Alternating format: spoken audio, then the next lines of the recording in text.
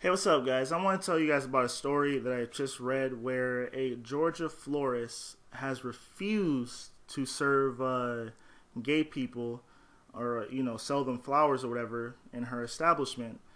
Now, this is in Jeff Davis, county, which is no surprise that there might be biggest in a county named after a person who wanted to, fight for the ownership of people.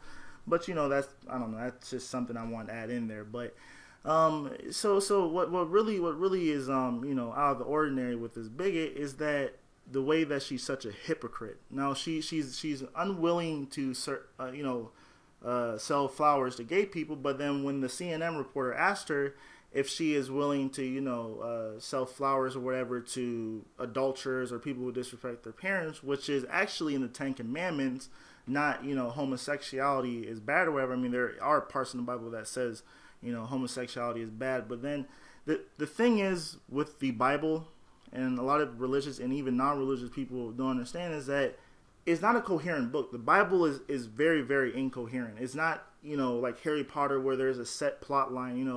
When it comes to fiction books, the Bible doesn't have a coherent plot whatsoever. I mean, 50 something people wrote the Bible, or whatever they, however many people wrote it. And then, hundreds of years later at this council, which I forget the specific name for, they rewrote it, and then they try to make it coherent, but it's still very incoherent. And you can pretty much twist the Bible to fit any kind of agenda. And I was coming from a person who's an atheist who's read the Bible from front to back.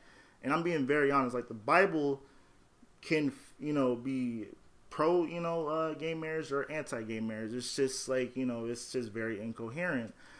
And it's just interesting that this person is such a hypocrite, though, when it comes to, oh, well, it says in the Bible it's against gay marriage or it's against homosexuality or whatever. But then when it comes to something that's in the Ten Commandments, she's perfectly fine with, serving those people. And this kind of thought process is the same kind of thought process that went on in the people during the 60s and prior who were segregationists. The reason that they wanted to be segregated from blacks or whatever was because they used the argument that it was because of their religious beliefs, and that was a justification for it. They would say, oh, we don't like blacks in our diners because it goes against our religious beliefs, and this says blacks should be with blacks or whites should be whatever. And this same kind of reasoning was the same kind of reasoning that happened 50, 60 something odd years ago. I mean, my grandfather was drafted into the Korean War, and he eventually served I want to say 27 years in the Marine Corps, but he was drafted in the fight in the Korean War, and at that same time he wasn't even treated as an equal citizen in many different places in this country. I mean, when he married my grandmother, who's from Switzerland, I would say about half the states in this country, their marriage would be seen as illegal because they married 2 years prior to Loving versus Virginia. Well, luckily they lived in Ohio, but still, I mean, this is the kind of a lot of the reasoning for a lot of that discrimination was because people would use oh, that's my religious belief is to be separate from whoever. And I also think that it's dumb business-wise, but I don't understand why you would want to discriminate and have lose a customer base because you don't like. I mean, like they it's almost like they're scared of gay people. You know what I'm saying? They're acting like, oh, well, we start serving gay people, and then they're going to want to somehow magically turn us gay or something. I mean, like, people are born gay.